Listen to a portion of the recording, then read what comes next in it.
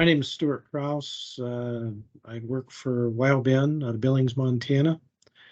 We're a bentonite mining and processing firm, but primarily water-based drilling fluids, grouting products for certainly the small drill industry, which includes the water well industry.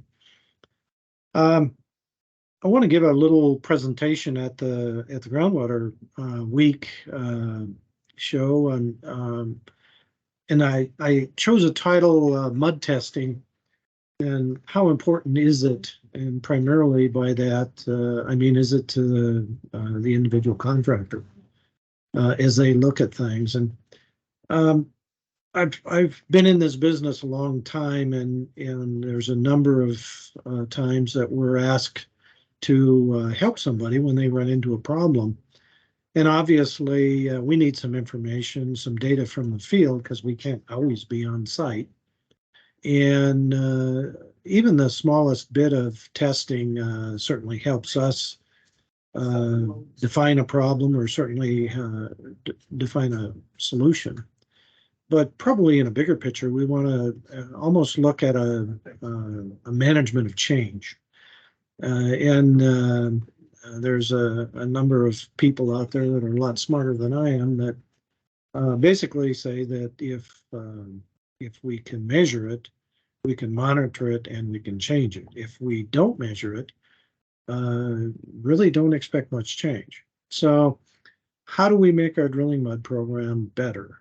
How do we tweak it? A lot of times there's nothing, maybe nothing really wrong with it, but how can we make it better, make it more cost effective, and make sure that it's working for us? And what this talk is going to be about is to actually go through some of the very simple on-site tests that can be performed and give us a lot of data. So if you do have a problem, we can help you better because we understand a little bit more about what you're seeing in the field. Simple things like testing pH of the water. Water quality is a significant issue with drilling fluids. The other thing is density of the fluids, the viscosity of the fluids.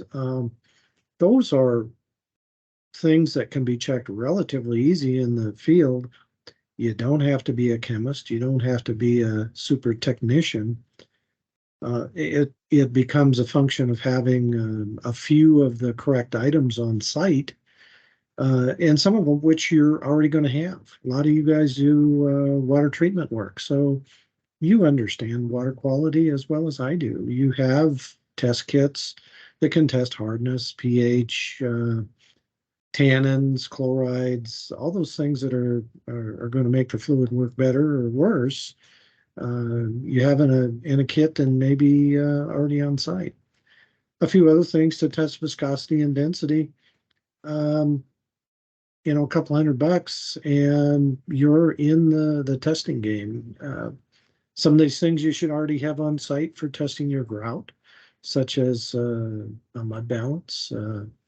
And a marsh cup and funnel and a mud balance really have no moving parts. You put them in a service truck or behind the seat in your pickup, and if you keep them clean and don't use them to put motor oil in or use the mud balance as a hammer, they last forever. I tend to give mine away probably when I'm on a job site here and there more often than I've. That's the main reason that my test equipment gets replaced. So, bottom line, what I want us to come away from this by maybe upgrading our thought process on the importance of testing, what it does tell us, what we're looking for, and you can always pick up the phone and call either myself or one of my competitors. If you have this data, they're going to be able to help you, or we're going to be able to help you solve that issue, or certainly answer a few questions.